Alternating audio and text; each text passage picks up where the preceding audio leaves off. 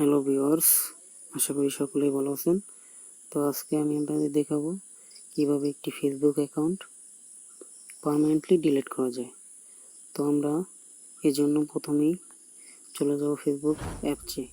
আমি Facebook apps open করে নিচ্ছি। তো আমি চাচ্ছি এই অ্যাকাউন্টটি আমি পার্মানেন্টলি ডিলিট করে ফেলবো। তো এর জন্য আমি যাব ফেসবুক অ্যাপসের এই কর্নারে 3 ডট একটি অপশন, এখানে আমরা একেবারে নিচের দিকে দেখতে পাবো সেটিংস অ্যান্ড প্রাইভেসি একটি অপশন, এখানে ক্লিক করব।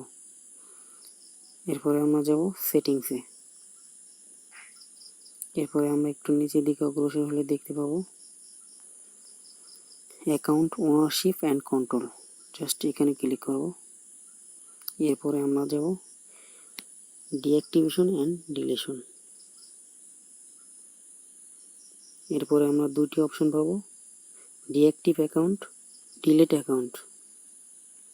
আমরা ডিলিট অ্যাকাউন্ট সিলেক্ট করব।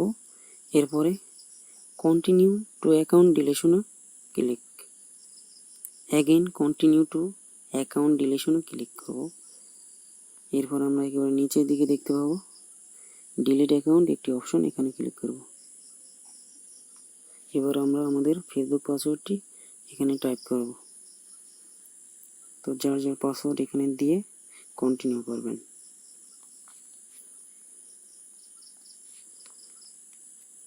আমি আমার পাসওয়ার্ডটি দিয়ে দিচ্ছি, এবার কন্টিনিউ।